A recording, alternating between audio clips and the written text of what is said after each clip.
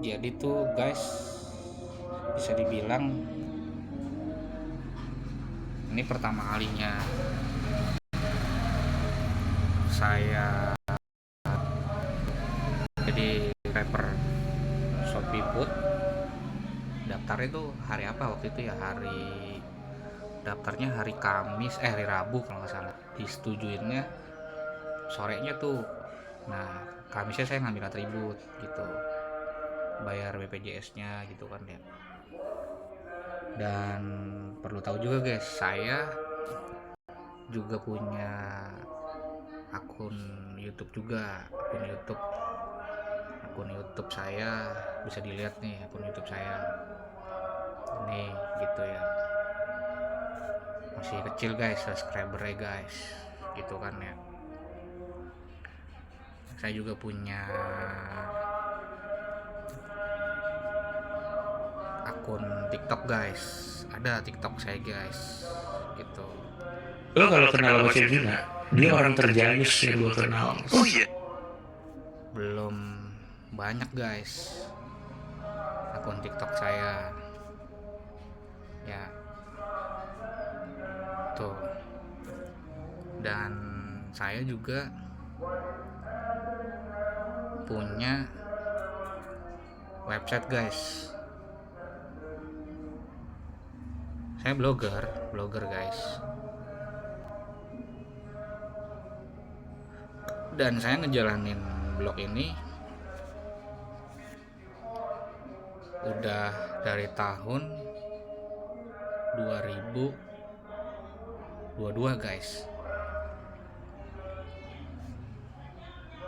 Jadi istilahnya apa aja guys, sebisa mungkin untuk hidup gitu ya. Cuman itu sih guys.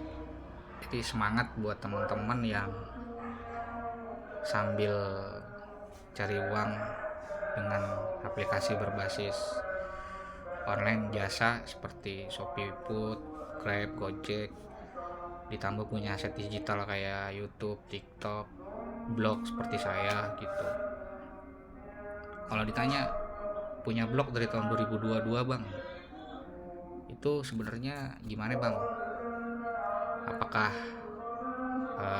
worth it bang? Saya nggak berani bilang worth it atau enggak ya. Cuman kalau saya katakan eranya beda sih. Sekarang eranya nggak semua mungkin pada masih mau baca tulisan panjang, hanya kalangan-kalangan tertentu ya yang mau baca tulisan panjang ya.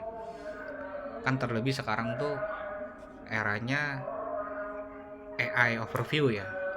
Saya kasih contoh gorbisaputra.com misalkan gitu.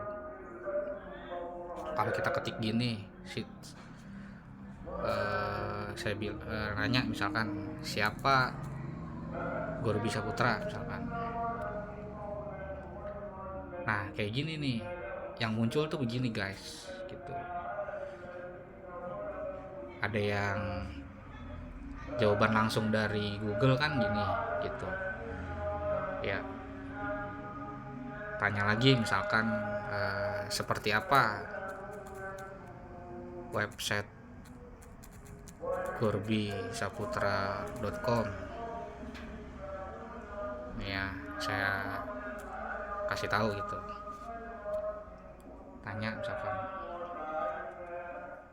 ditelusurin tuh jawabannya ya gitu.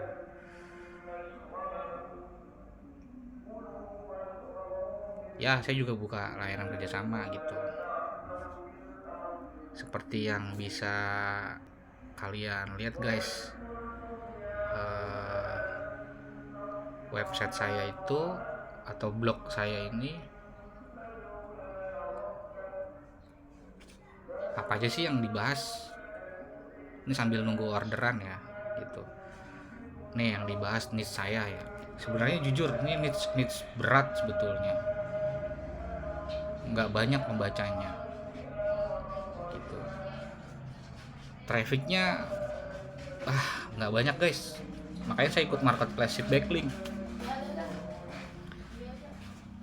kenapa nggak ngajuin Google AdSense bang? Udah pernah, tapi karena listnya berat, gagal terus, ditolak. Entah low value konten. Saya nanya beberapa blogger tuh, listnya berat bang, gitu. Ya juga sih gitu. Nah ikut ke Sheet Backlink ini, alhamdulillah orderan ada aja, orderan content placement atau bahasa kerennya mungkin content placement. Ada juga yang mengatakan Sheet Backlink masuk orderan, tapi ya nggak banyak, karena saya sadar guys, di era sekarang itu persaingannya tinggi untuk di dunia blog begini, apalagi ikut marketplace kayak Sheet Backlink, karena semua ya entah ada yang pasang harga berbeda-beda gitu, ada yang punya blog nggak cuman satu gitu kan ya. Jadi gimana ya, saya bilang, kalau saya nganggapnya website itu atau punya blog itu, terutama dengan authority dengan kualitas domain.com itu adalah aset portofolio gitu. Dan itu kalau saya belajar harus juga satu ekosistem sekarang. Ini mah bagi saya aja, kalau hanya ngandelin nulis doang kayaknya kurang deh untuk sekarang gitu. Apalagi di dunia blog itu budget untuk perpanjang domain, atau saya nggak pakai hosting ya karena saya pakai Blogger, jadi saya cuma bayar domain gitu per tahun aja gitu. Beda sama yang WordPress, mungkin harus ada tambahan bayar hosting juga gitu. Ada lagi yang berpemahaman kasih backlink bang, berarti bayar backlink atau gue post ke blog orang gitu, kerjasama gitu. Coba aja teman-teman lihat, kebanyakan beberapa blogger sepuh sekarang juga ke YouTube juga, jadi mengarahkan audiensnya sambil belajarin tutorial gitu, tutorial cara ngeblog, tutorial menaikkan traffic kah di era overview, nanti diarahin juga ke blog mereka gitu, atau ke aset digital mereka, ke link-link kayak Instagram, kayak TikTok gitu. Jadi saling berkesinambungan ekosistem gitu. Dan saya akuin, saya juga istilahnya kalau ada job yang berkaitan dengan keahlian saya, copywriting, konsultasi digital dunia yang saya pahamin ya, digital ya gitu ya. Ya saya nggak sejago para master, saya terus belajar gitu. Kalau ada job masuk nulis artikel ya saya ambil, ada nulis buku bareng saya ambil gitu. Begitu guys. Ini pun saya sambil jadi driver Shopee Food ini, saya mempelajari guys gitu. Ini kalau teman-teman lihat di sini ada istilah heat map ya. Di dunia blog juga, bagi yang mungkin yang udah lama nih main, saya bukan menggurui ya, saya disclaimer dulu. Pada satu layar ini nggak sekedar desain ini. Ada beberapa aplikasi yang modelannya kayak gini, pakai warna oranye, warna agak oranye yang nggak terlalu pekat atau apa, heat map. Misalkan teman-teman buka iklan, nanti di pojok ada tanda silang. Jadi itu ada metode khususnya guys, bisa dibilang. Kenapa para desainer aplikasi itu dalam membuat tampilan, dia melihat satu yang saya pahamin ya, jarak pandang mata kita nih, jarak pandang mata, font-font yang ada di depan layar teman-teman gitu.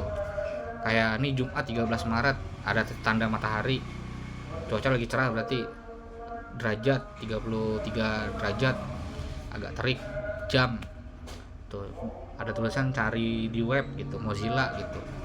Ini nih semua pak sembarang desain guys gitu ya. Shopee dia menggunakan warna oranye gitu. Dan kalau saya bilang gimana ya, heatmap itu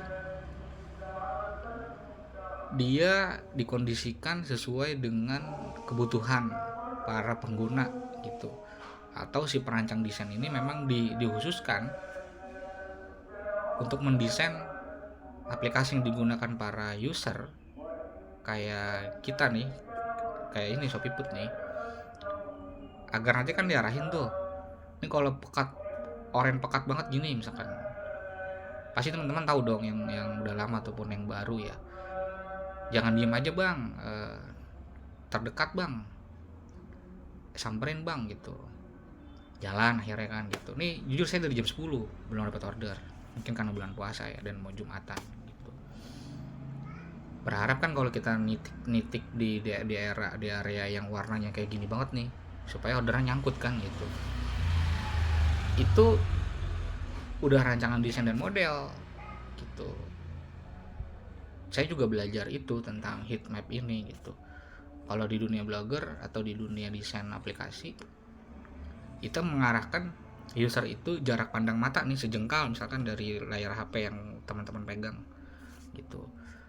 Terus teman-teman sering pakai jempol teman-teman atau telunjuk, kebiasaannya ngekliknya di layar itu daerah mana aja, apakah pojok kanan, pojok kiri gitu, apakah kebiasaan scroll, itu ada guys metode dan pelajarannya gitu.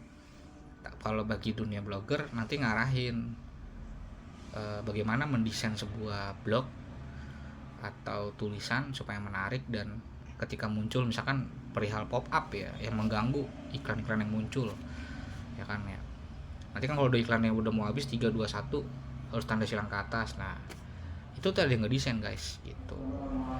Agak gimana saya ngejelasinnya ya, bukan sotel sih, tapi saya pernah dengar penjelasan dari beberapa blogger atau para ahli desain aplikasi, dan maksudnya itu kayak gitu guys. Gitu aja guys ya, mau Jumatan guys.